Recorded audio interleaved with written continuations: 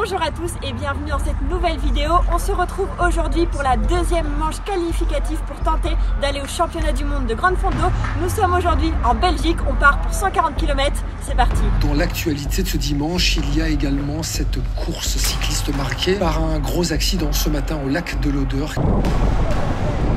Des coureurs en peloton quelques kilomètres seulement après le départ. L'un d'entre eux chute et entraîne avec lui des dizaines d'autres coureurs. Un spectacle désolant. C'est la première fois que je vois autant de vélos comme ça par terre. Même ces courses cyclistes professionnelles, j'ai jamais vu ça. Qu'est-ce qui va se passer là? Je vous raconte dans cette vidéo comment j'ai vécu cette course chaotique sur la grande fondo Belgium. Quelle horrible journée! Pour cette deuxième grande fondo, on est arrivé quelques jours auparavant pour faire 2 reconnaissances du circuit, ce qui est hyper important pour pouvoir prendre nos marques. Et la veille de la course, on a évidemment fait le petit déblocage, toujours sur le circuit, pour continuer à prendre nos repères. On est ensuite allé chercher nos dossards sur le village, on est rentré au van, on a préparé nos vélos, et avant de dormir, j'ai préparé mes petits pancakes d'avant-course, et après ça, un gros dodo pour être en forme le jour J. Pour cette course, il y a une organisation un petit peu particulière, puisque je vais partir dans le box numéro 2, un box qui part à 8h40 avec tous les licenciés, donc toutes catégories d'âge confondues, et nous serons à peu près 450 dans ce box là. 20 minutes après, il y aura le premier box 19-34 ans des non licenciés qui partira.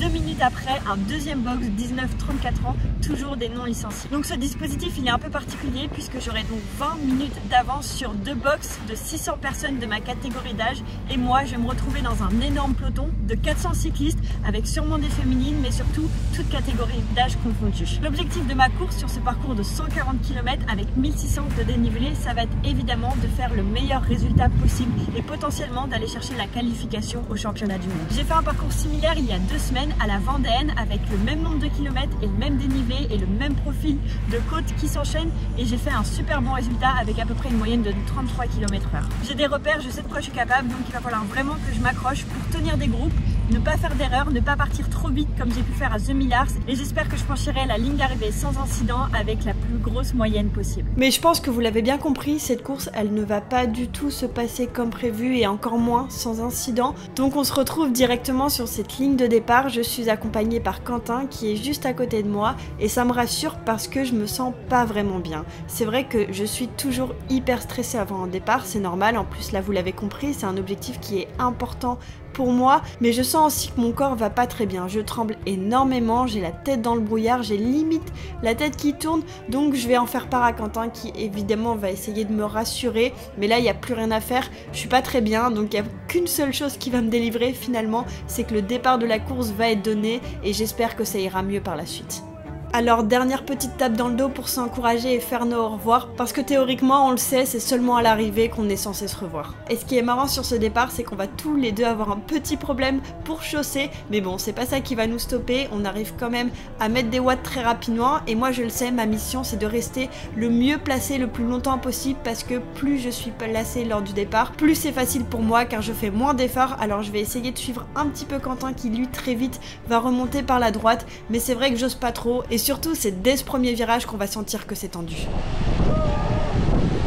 Et pour une fois, Quentin il va vraiment tenter de me convaincre de rester dans sa roue. Vous l'avez vu, il m'a fait un petit signe en sortie de virage pour me dire viens dans ma roue, mais il part trop vite, il va directement arriver à se faufiler, il a déjà trop d'avance et moi trop de retard, et étant donné que je suis ultra tendue, et je vais le laisser partir. Malgré ce petit échec, j'essaye de vite me reconcentrer car là je pars pour 3 km de fictif, et étant donné que je suis partie deuxième ligne, il y a 400 coureurs derrière moi qui vont essayer de remonter, donc il faut que je sois prudente parce que en plus du fait qu'un fictif de base c'est toujours un petit peu tendu, là on a des véhicules garés sur les bas-côtés, à gauche et à droite, et en plus de ça on a des cyclistes qui sont encore en train de se préparer au niveau de leur véhicule, puisque je suis le premier sas à partir et que les prochains partent dans 20 minutes, et il y en a au moins une petite dizaine à partir, ce qui fait qu'il y a des voitures qui sont pas toujours bien garées, des vélos à poser contre les voitures et des gens qui sont autour de leur véhicule à se préparer, et franchement ça va rendre ce fictif ultra tendu.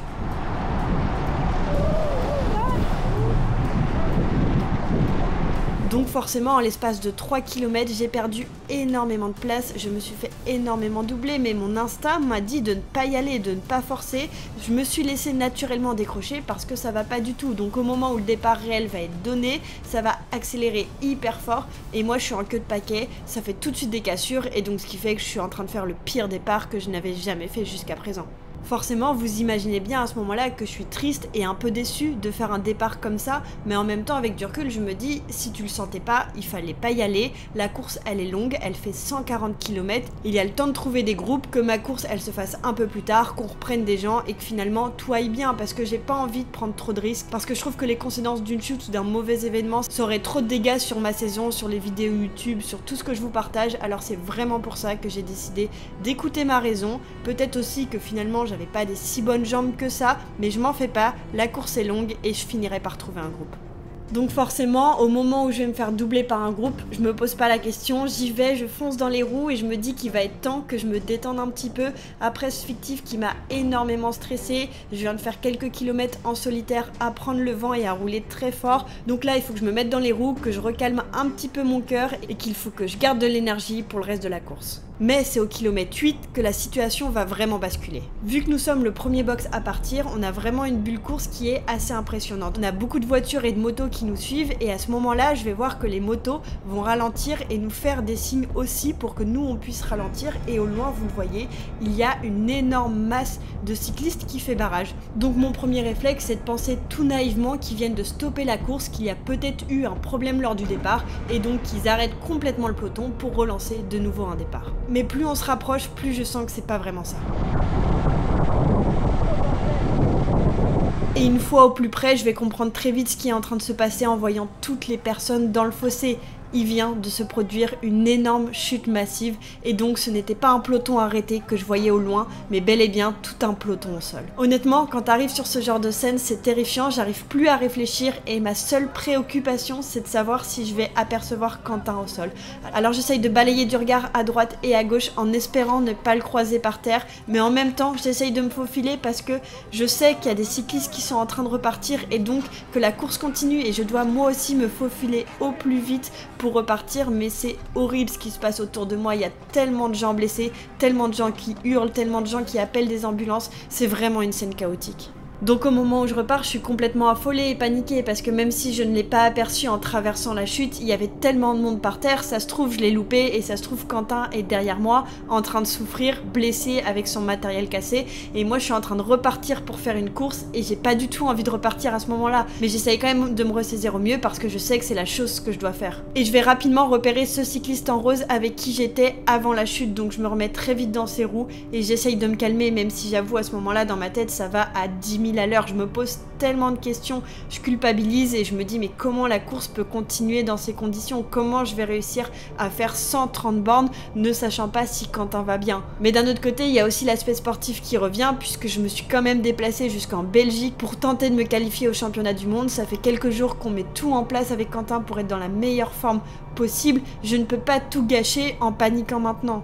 Et en plus la course repart tellement vite et c'est vrai que l'incident s'est passé tellement rapidement, ça s'est passé en quelques secondes, je réalise même pas la gravité de la chute qui vient de se produire. Alors j'essaye quand même de faire abstraction de tout ça et j'essaye de me reconcentrer dans ma course. Et après une dizaine de kilomètres, on va de nouveau apercevoir un groupe de cyclistes au loin. Alors au début je vais me dire oh non, par pitié, faites que ce soit pas encore une chute. Mais heureusement je vais demander aux cyclistes avec moi ce qui peut se passer et effectivement il s'agit tout simplement d'une neutralisation. Finalement c'est la seule chose qui pouvait arriver après un incident de cette ampleur là. Donc là la seule chose que je me dis c'est faites que Quentin soit là. Donc forcément vous imaginez mon soulagement au moment où j'aperçois un petit bonhomme habillé en Altus qui m'attend dans les premières positions. J'ai tellement peur que ça tombe. Mec, j'étais dedans. C'est tombé? Non, j'ai roulé dessus, tu vas voir la vidéo encore. Qu'est-ce qui va se passer là? Voilà, ils attendent de récupérer des ambulances. S'ils arrivent à en avoir, ça repart, s'ils pas, c'est mort. Pire départ du monde. Enfin, c'était trop dur le départ, franchement. Ça frottait de ouf, j'ai reculé, je me suis dit, ça va déconner. Et du coup, je me suis trouvé un petit groupe. Et au loin, devant le grand rideau, je vois des gens continuer devant. Et je me dis, oh putain, c'est une chute en fait. C'est vrai que t'étais dedans. Ah bah j'aurais pu être, vu le nombre de personnes. J'aurais pas fait un mauvais départ, j'étais dedans. Donc me voici au kilomètre 15 avec tous les cyclistes qui n'ont pas été pris dans la chute, avec les autorités qui sont là et qui nous demandent de patienter en attendant de savoir si la course va pouvoir repartir. Évidemment, je suis hyper heureuse d'avoir retrouvé Quentin, qu'il soit sain et sauf, et moi aussi, je suis reconnaissante d'aller bien. Mais je suis tellement perturbée par ce qui vient de se passer que honnêtement, au fond de moi, j'espère que la course ne repartira pas parce que je me sens pas du tout dans les conditions de le faire. Voir le mood? Pas envie de faire la course, tétanisée, pas sereine, pas dans un mood de faire la course. Là, j'avoue que mon petit cœur de fragile a pris un coup. Cet accident au total a fait 47 blessés, 7 plus sérieusement. Un coureur plus fortement touché a dû lui être conduit à l'hôpital en urgence, mais son état est déjà en nette amélioration. Donc après de longues minutes d'attente, la pluie qui commence à arriver, on va enfin avoir la décision finale. Trop dangereux. Ouais, c'est fou. Oui, vous pouvez rouler, mais vous êtes en sécurité sans protection. Par groupe de 10, 15, comme le code de la route le prévoit. Ouais. Entraîne-toi, on roule pépère. Maintenant que je suis soulagée une deuxième fois pour aujourd'hui, je sais qu'on va pouvoir repartir, mais cette fois-ci, il n'y aura plus de course. En même temps, je trouve ça aussi que ça aurait été trop dangereux que tout le monde reparte dans cet esprit-là après tout ce qu'on vient de vivre. Mais étant donné qu'on a fait le trajet jusqu'en Belgique, que je vais bien, que mon vélo va bien, je décide également de repartir pour continuer le parcours. Donc dans un premier temps, je vais décider de repartir en même temps que Quentin, dans un petit groupe d'une vingtaine de cyclistes. Et qui dit groupe avec Quentin, dit forcément cycliste très aguerri. Et donc finalement, le rythme va être trop intense pour moi, donc je vais décider de me raccrocher avec deux autres filles qui étaient aussi présentes dans le groupe pour continuer la cyclo avec elles. Et puis finalement, après quelques kilomètres et quelques bosses, je me rends compte que j'avais des très bonnes jambes aujourd'hui, donc je vais continuer à appuyer dans les côtes, ce qui va faire que je vais me détacher des filles, et donc je vais continuer ma route toute seule. Et comme si cette journée n'avait pas été assez compliquée comme ça, au kilomètre 40, il va y avoir une énorme averse qui va s'abattre sur la Belgique. Et évidemment, moi je suis partie à 8h40, cuissard court, maillot court, et j'ai pas eu l'occasion de repasser au départ pour prendre des vestes. Donc à partir de ce moment-là, je vais être trempée, je vais être frigorifiée, et les 100 prochains kilomètres risquent d'être encore plus compliqués que ce que j'avais prévu de faire. Mais hors de question de baisser les bras, ce genre de journée, typiquement, je me dis que ça va forger mon mental, et si j'arrive à aller au bout de ces 140 km après tout ce qu'on vient de vivre, et ben un autre jour où ce sera plus compliqué, qu'il y aura d'autres difficultés sur une autre course, je repenserai à cette journée et je me dirai que si j'avais réussi à le faire, je peux aussi le faire cette fois-ci. Et puis j'ai tellement froid qu'évidemment il est hors de question de s'arrêter au ravito, parce que je me dis si je pose pied à terre et que j'attrape un petit coup de froid supplémentaire, ce sera encore plus difficile de repartir. J'ai suffisamment à manger sur moi et à boire dans mes bidons, donc je continue ma route sans m'arrêter. C'est impressionnant à quel point il n'y avait plus personne sur les routes. Entre la pluie, la chute, les abandons et les personnes qui se sont découragées, il n'y a quasiment personne sur le parcours, ce qui explique pourquoi j'ai tout fait toute seule.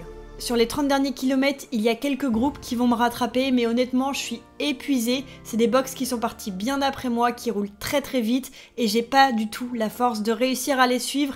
Et puis je me dis, les conditions sont tellement mauvaises à ce moment-là, que si je me mets en groupe et que pour je ne sais quelle raison, il y a une chute dans le groupe, en plus il y a des grosses parties descendantes, je préfère prendre aucun risque et vraiment la jouer en solitaire jusqu'au bout.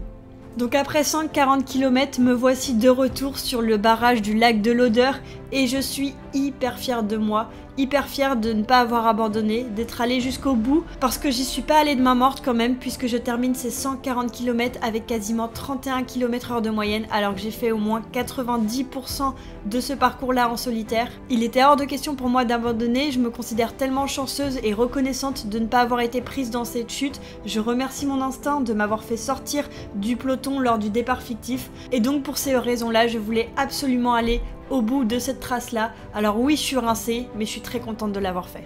C'est fini. Quelle horrible journée. Jamais une cyclo aussi dure que ça. Mais c'était pas... rien n'était aligné. La météo. Et puis il n'y avait plus rien, quoi. J'ai tout fait toute seule en fait. Et bien celle-ci, elle restera gravée. J'ai tellement voulu abandonner tellement de fois, mais... je me suis dit que j'étais tellement chanceuse de ne pas être tombée qu'il fallait pas que j'abandonne parce que j'avais pas de raison de le faire et il n'y avait plus personne. Donc j'ai fait un bon entraînement. Voilà. Évidemment, j'ai une pensée toute particulière à toutes les personnes qui ont été blessées, qui ont eu du matériel endommagé lors de cette chute-là. J'espère que vous allez mieux et sinon je vous souhaite un bon rétablissement. J'espère que quand même vous avez aimé cette vidéo. J'espère que cette vidéo retour d'expérience vous permettra de peut-être gérer une situation de crise similaire une prochaine fois en vous montrant que voilà, effectivement c'est terrible, mais qu'il n'y a pas de raison de paniquer et qu'il faut surtout rester calme dans ce genre de situation. Je vous donne rendez-vous dans de prochaines vidéos, alors je vous dis à bientôt pour de nouvelles aventures.